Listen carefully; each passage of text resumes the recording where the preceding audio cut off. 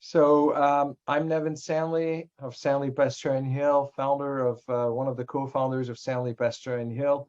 The firm has been around for 30 years, and we have operations over the globe, 7 offices, and we're excited to be able to work with you to present our work, to the kind of work we do, and be able to work with you. And Jay being is my co-host today with Teresa Weber, who you can't see, but who is an essential part of our team at Sanli, Pastore and Hill, and is helping with this, with managing the presentation for us. Opportunities arising from transaction valuation challenges, we see them all the time, and we're going to go deeper into this. And so on slide 2, we are talking about mergers and acquisition support, the subjects today, multi-scenario valuations, venture capital and private equity situations, dispute resolution, litigation consulting, and we have 4 case studies taken from our past work that we will share with you and discuss the specifics of what we did in those situations, what the outcomes were, what were the problems of the parties that we helped resolve. On slide 3, please, Teresa, next. Please stay until the end. As I mentioned earlier, this is going to be about a 45-minute total presentation. We'll leave 15 minutes at the end for Q&A, and we'll have an opportunity to also set up consultation, or you can send us a message through the chat box that you'd like us to contact you, which we will love to spend time one-on-one with each of you. As to the questions, please feel free to send your questions via the chat feature of Zoom. And as I mentioned earlier, we will try to answer them as we go. If not, we will answer them as part of one of the following slides, or definitely at the end. Quickly, the SPNH leadership team, yours truly here.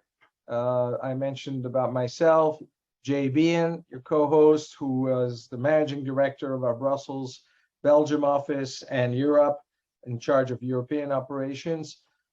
Tom Pastore co-founded the firm with me 30 years ago. Forrest Vickery, over 20 years with us.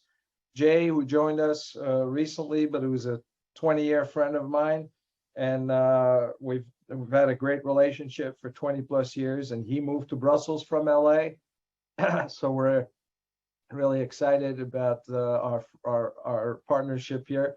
Jim Green, who's been with our firm for 20 years and is a friend for 30 years. My brother Genjo Sanli, who lives in Lagos, Nigeria, and manages the Lagos operations, and ultimately with an eye on the rest of Africa.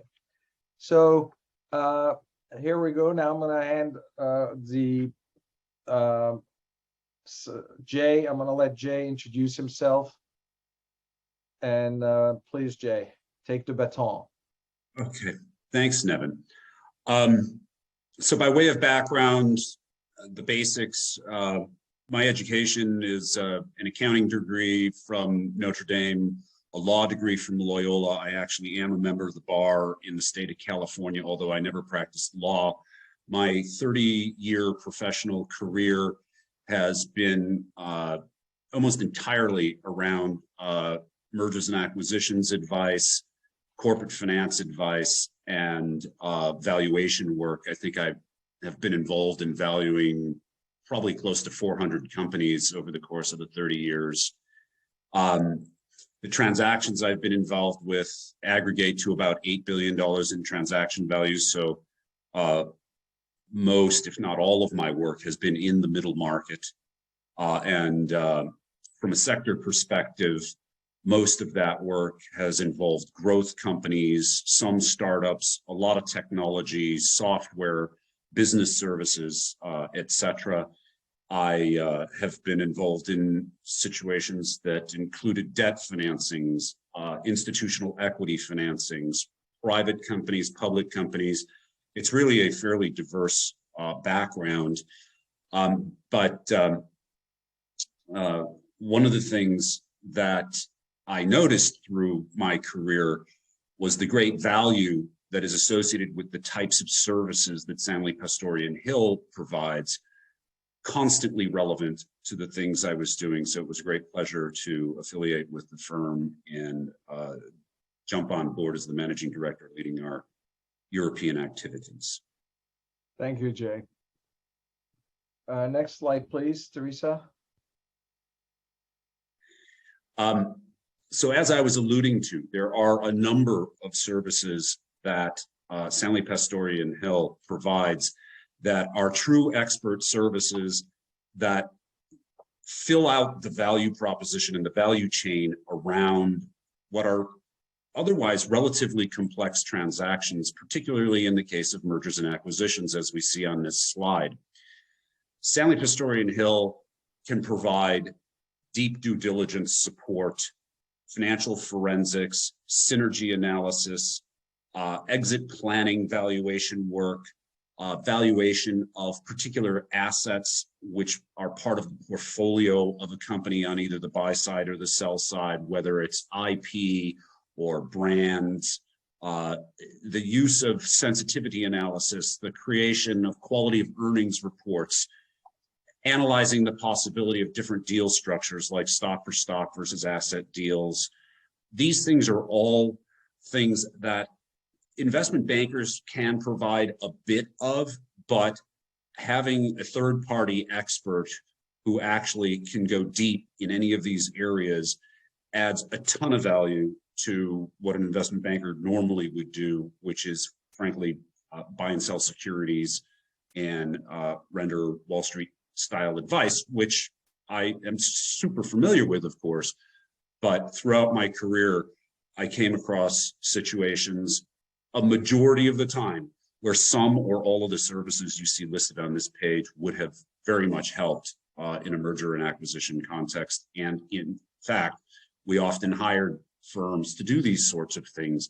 Typically, Final Four or big accounting firms, et cetera, but those firms are not well suited to the middle market. And Sanli, Pastore and Hill has a business that is perfectly tailored to the middle market to provide this type of high-level expert assistance in the context of M&A. And if I can add to that, especially for privately held companies, we are hired by them and paid by the hour. So our work is not contingent on the close of the transaction. And so we're able to provide advice on valuation and deal structure that is entirely for the benefit of the client, and tell them yes or no, this is good or bad, without any worry about whether we're going to get compensated or not.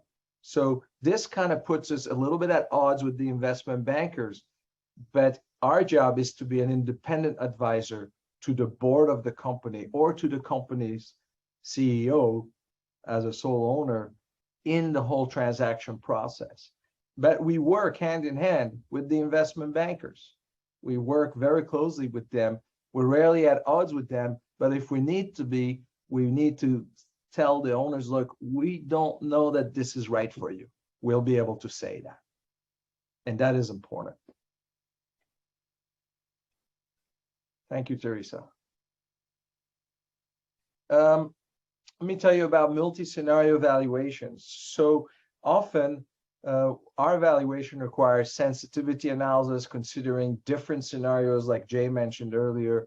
And those occur with shareholder buyouts, especially when we buy out a minority shareholder. Often companies who are preparing to sell need to buy minority shareholders out, or the first round of shareholders, or the Series A and B, to simplify their cap table, the capitalization table.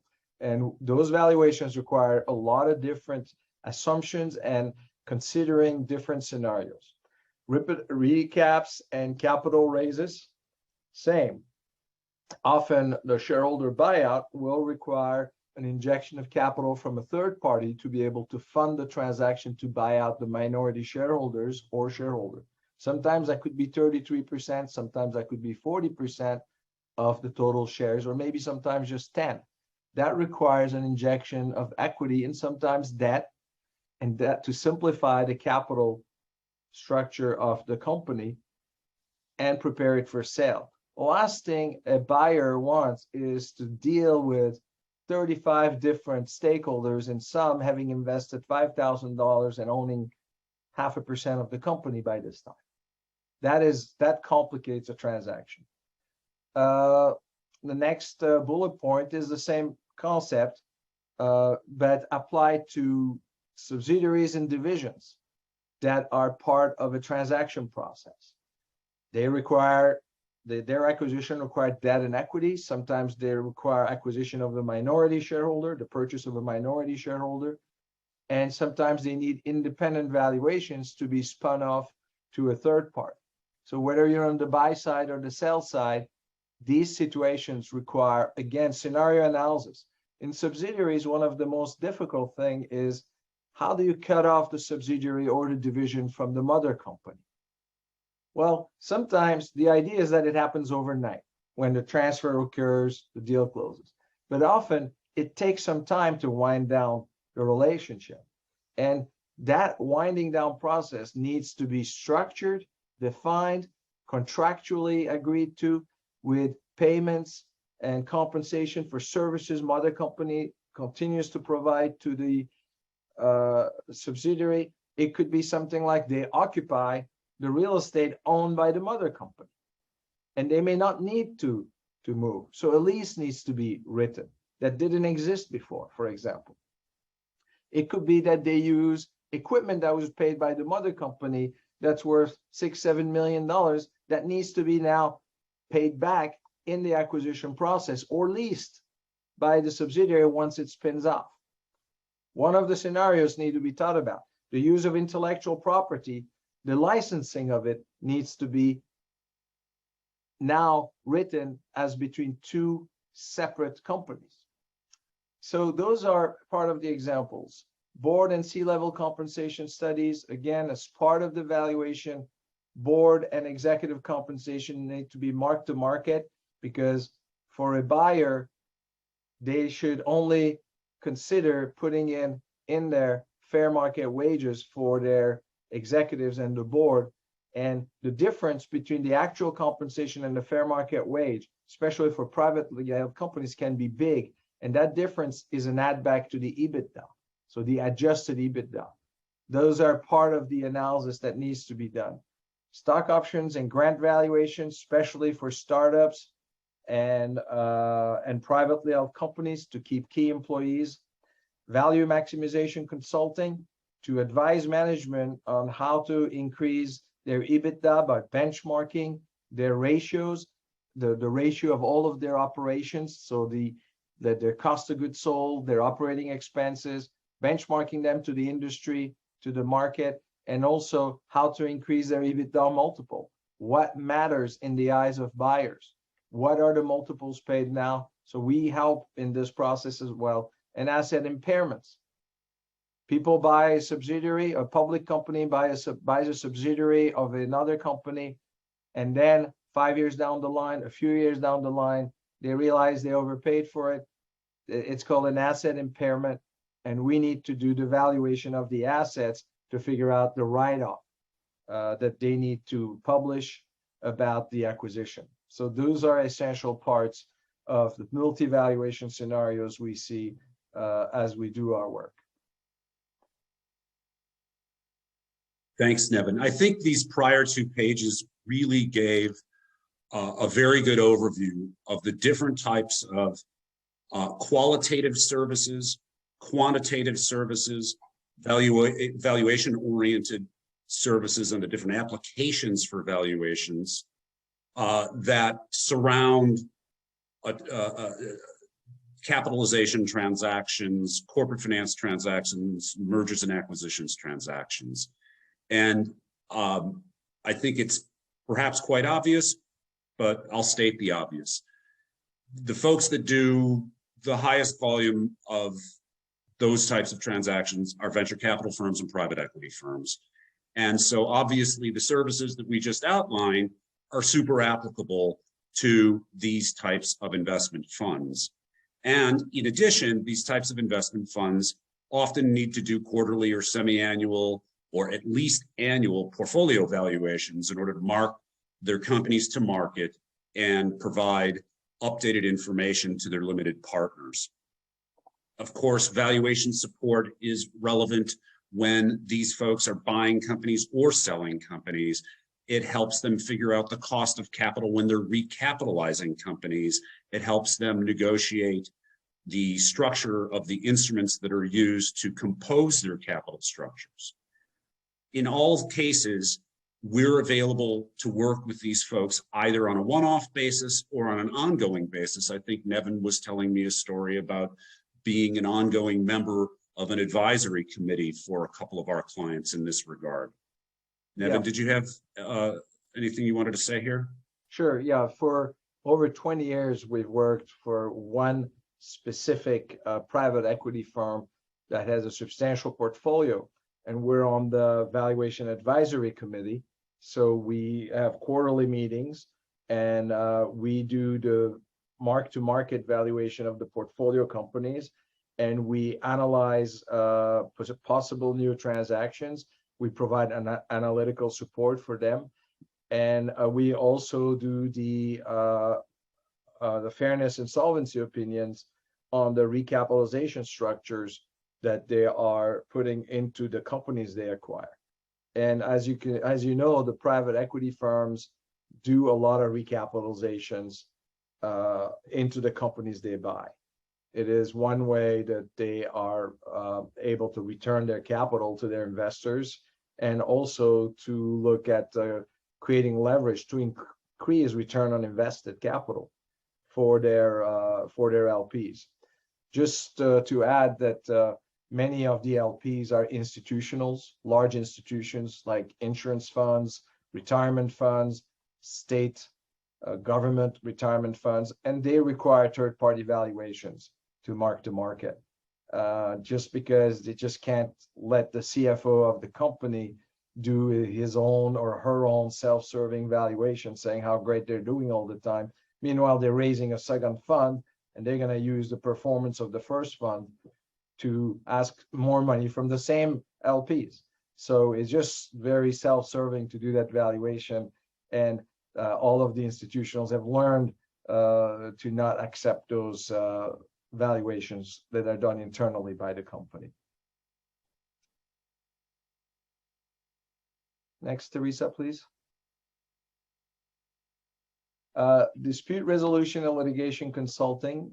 We do this work, and I've testified about 70 times in trial, and so have my partners. Tom Pastore and Forrest Vickery are partners in California. It is work that happens a lot in the US, in England, and some in other jurisdictions as well. And we're looking forward to be able to do this type of work across all jurisdictions. Loss of value and damage, loss of value of a business and damage and lost profits calculations. These happen in breach of contract cases, antitrust cases, wrongful termination cases of executives. We work on when an executive gets terminated and he or she owns a stake in the company or has stock options. We value those as well as the loss compensation. And then in divorce cases, we typically work on sizable divorce cases where there is a business to value and there are substantial assets to value along with the business. And we do all the forensic accounting to trace all the money. And as some of you may know, that when people divorce, the one who earns the money suddenly starts having divorcitis, and the one who is the out spouse, they call it, starts thinking that the lifestyle they have was far greater than it was. And so it is a clash of interests. As you all know, divorce is an emotional process, so we get involved in those. But expert witness testimony is an important part of the level of scrutiny we spread across the firm in all our work. The scrutiny you're put under when you're testifying in court as an expert witness is the most intense you can get.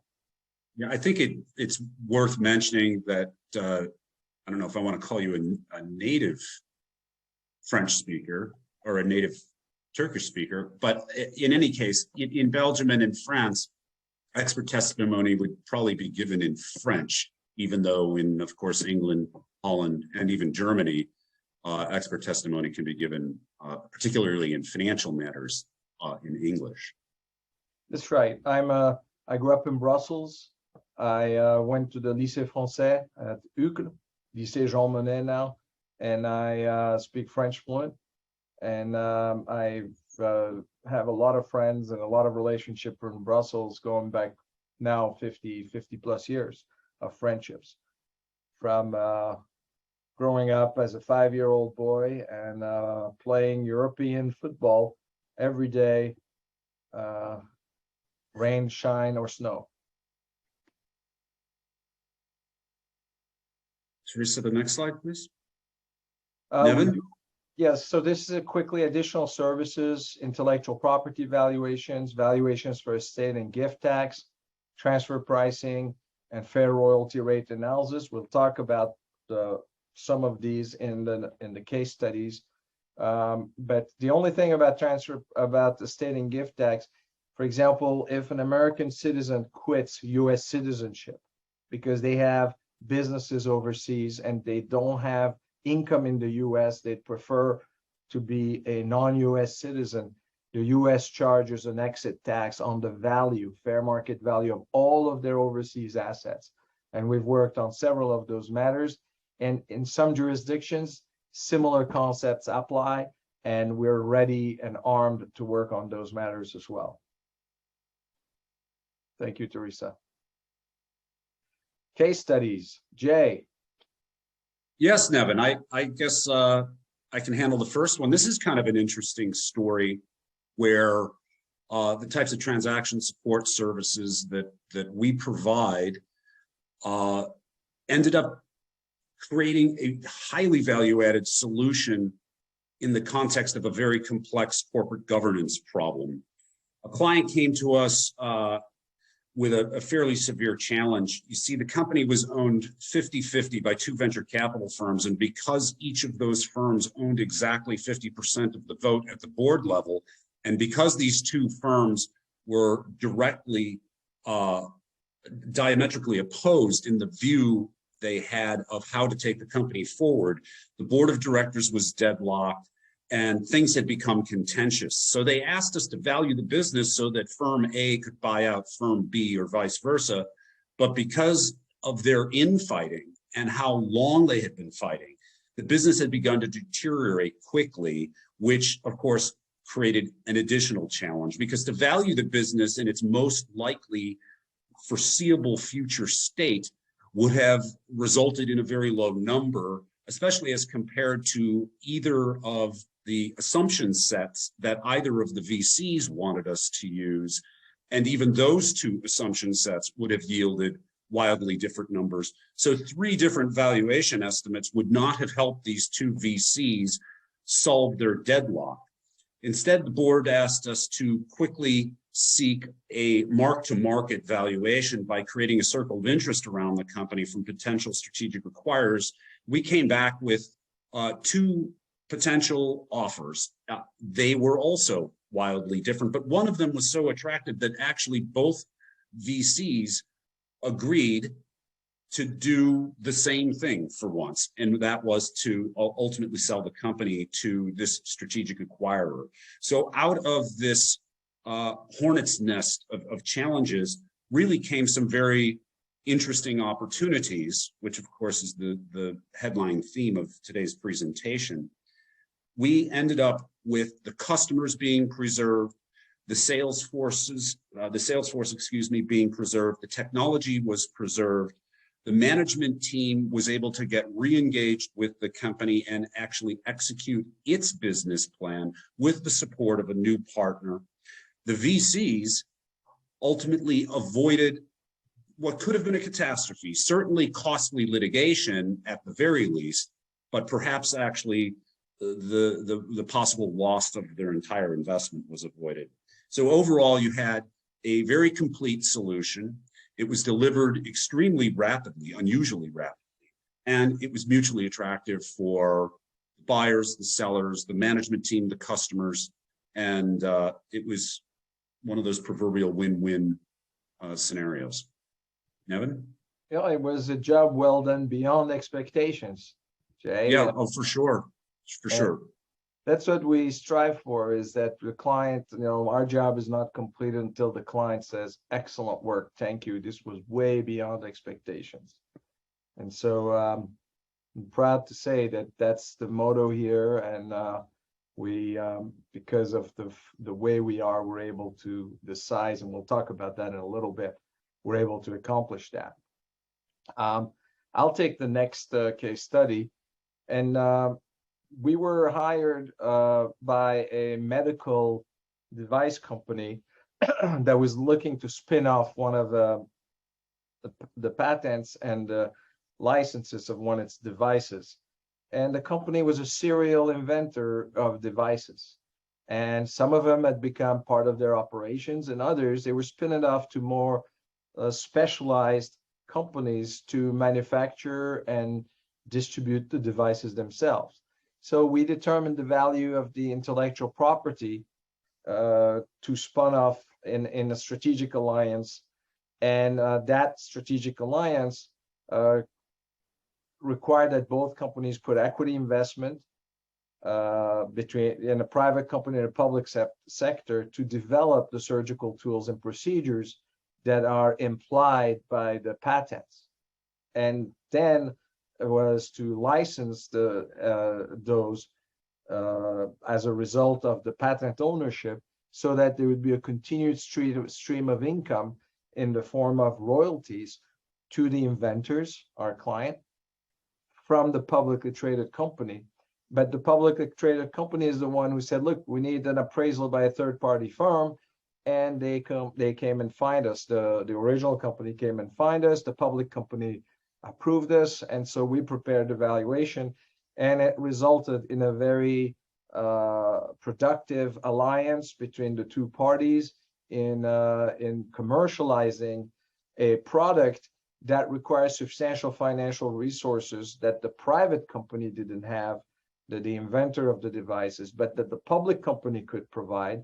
And so the equity investment by both parties was just the beginning. Our client only made that initial equity investment into the new company that they own jointly with the public company, and the public company then continued to carry the expenses required to develop the R&D expenses, production expenses, and all of that going forward.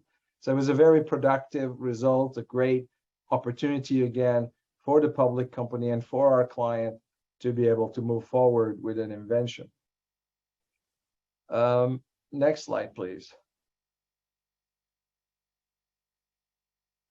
Here, this was an assignment where we determined a royalty trade. The client was an online gambling company, and they wanted to sublicense their trademarks to operating affiliates in Italy, UK, and Bulgaria. What we determined is that those three markets have relatively small markets. They were relatively small and heavily dependent on government regulations.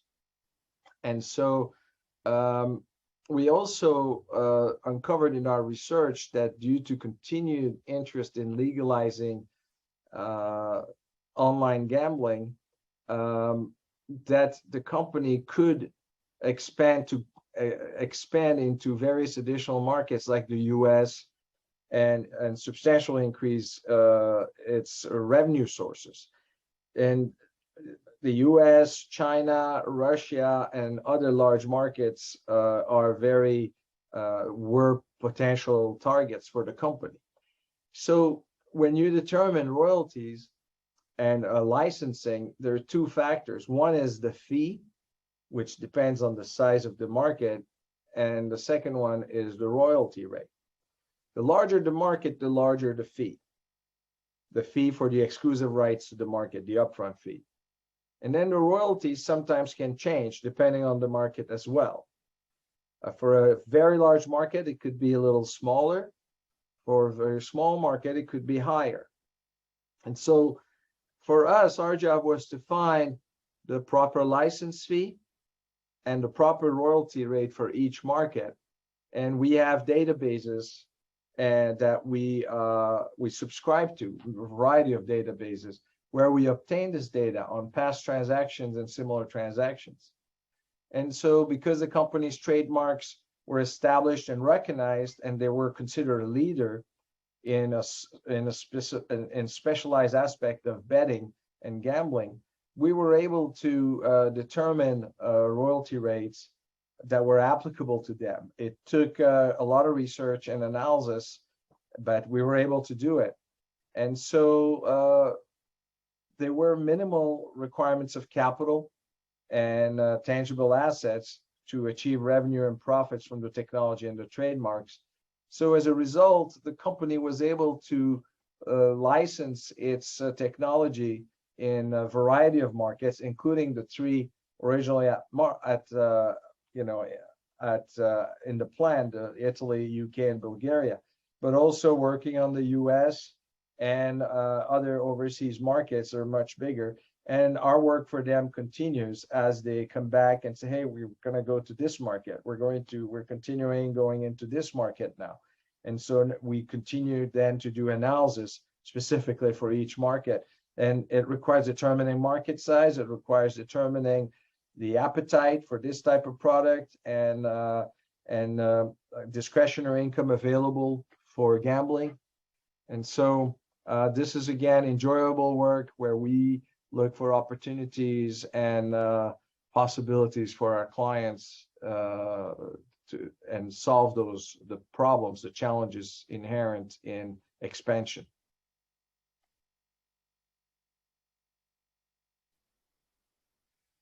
The fabric of success.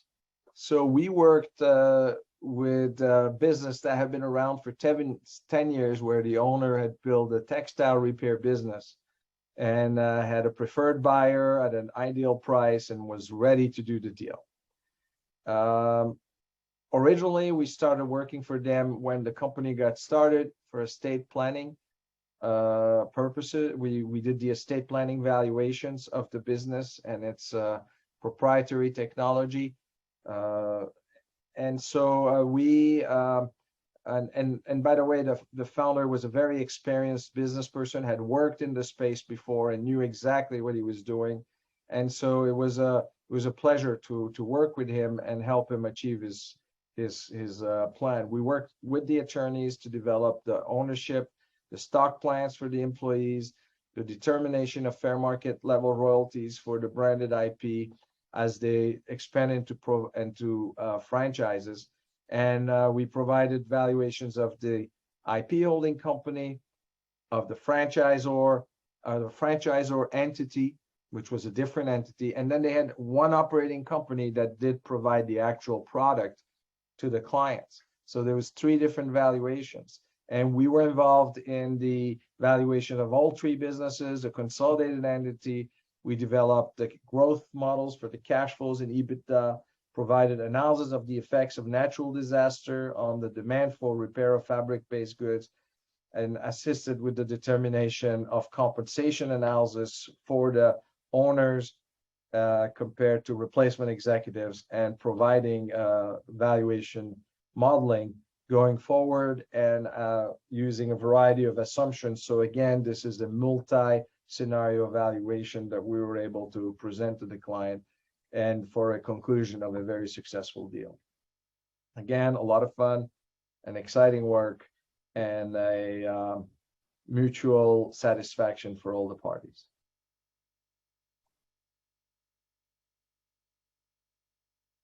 Briefly tell about Sanli, Pastore, and Hill. To the left is our headquarters in LA. We're on the 8th floor of that building. Some of the pictures of our lobby entrance and our office here. We're boutique, we're across the globe, and we intend to expand. We're agile, and we are very deep into research and analytical capabilities as we invest substantially in that. We have a commitment to research and excellence, and our staff is very well trained, and we provide superior quality products and results. because of our boutique style and our commitment to the success of our clients. We have people like Jay, like Tom Pastore, Forrest Vickery, Jim Green, and my brother Genjo Sanli in Lagos, who are all committed to this image, to this view, and this culture of the firm.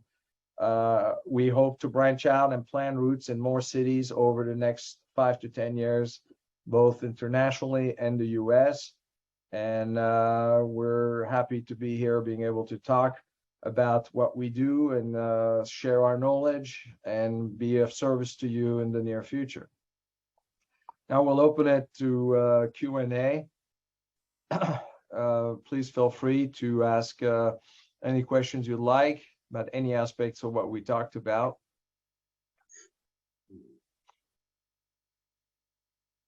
Okay, so I have one question here. What is the timing to hire a valuation firm if a client wants to sell? Well, I think that I like to be there about a year before, so that we can plan on all of the materials, all the organization of the materials for the due diligence, and prepare the company for sale and detect all of the problems early on, fix them, find solutions, and work with the attorneys, the existing accounting firm, to organize all of the materials that will be required in due diligence and clean up the problems. Sometimes, for most privately held companies that have typically reviewed or compiled financial statements, we recommend sometimes that they get audited, especially if the company is large and would like to is likely to be sold to a public company. Public companies require audited financials because they need to, at least in the US, they need to certify that the acquisition by the following quarter. And that requires that the financials are audited. And sometimes that may require changing accounting firms or selecting a new accounting firms. Also, we helped in the hiring of the investment banker. We have a lot of resources, a lot of friends in the community. And that process, the investment banking process itself, to hire one can take a month. And to put the company on the market could take another 3 months. And the sale can go very fast, but can take another 6 months, depending on economic conditions. So it is a process that requires planning, thoughtful analysis, teamwork with law firms, accounting firms, and other advisors, sometimes insurance review of insurance policies, and a variety of other factors. Yeah, I would add very little to that. I certainly agree with your points.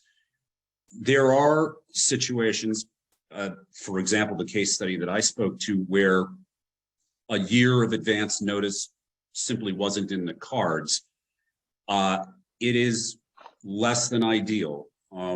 We can help a company get ready fairly quickly, particularly if the company is well managed. To Nevin's point, already has audited financials or is run by executives who are relatively sophisticated. It can take less time than a year to get a company in that state ready to go to market for a capital raise or an M&A transaction or a sale or what have you. But the bottom line is, we always would like as much lead time as we can have. The more lead time we have, the more preparation we can help the company achieve.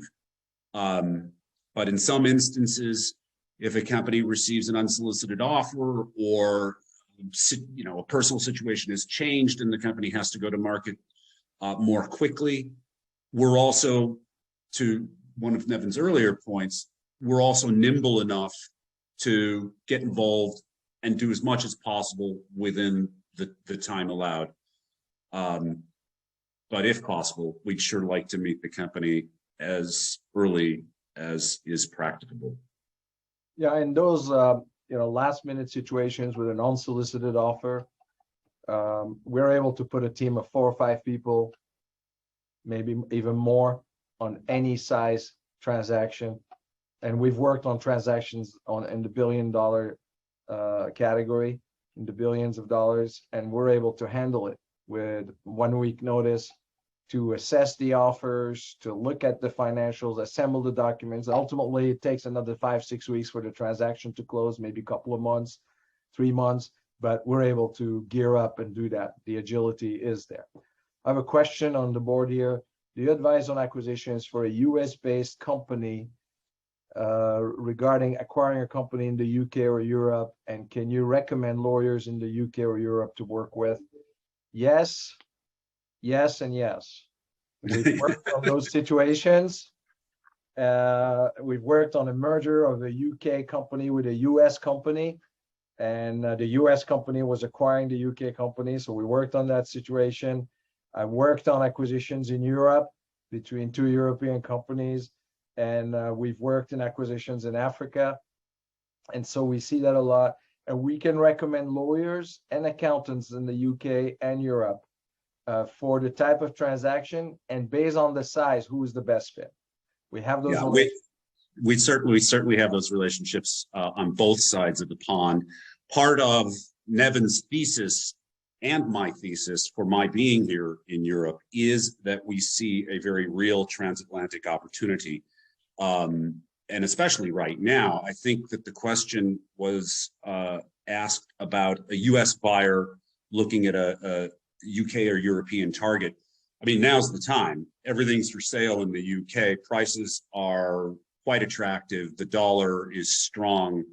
And we anticipate those dynamics remaining about where they are, give or take. But we believe that the opportunity for transatlantic transactions is quite attractive at the moment and will remain so for the coming foreseeable quarters, at least, if not the next few years.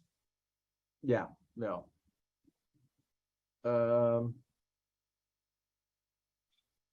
Any other questions?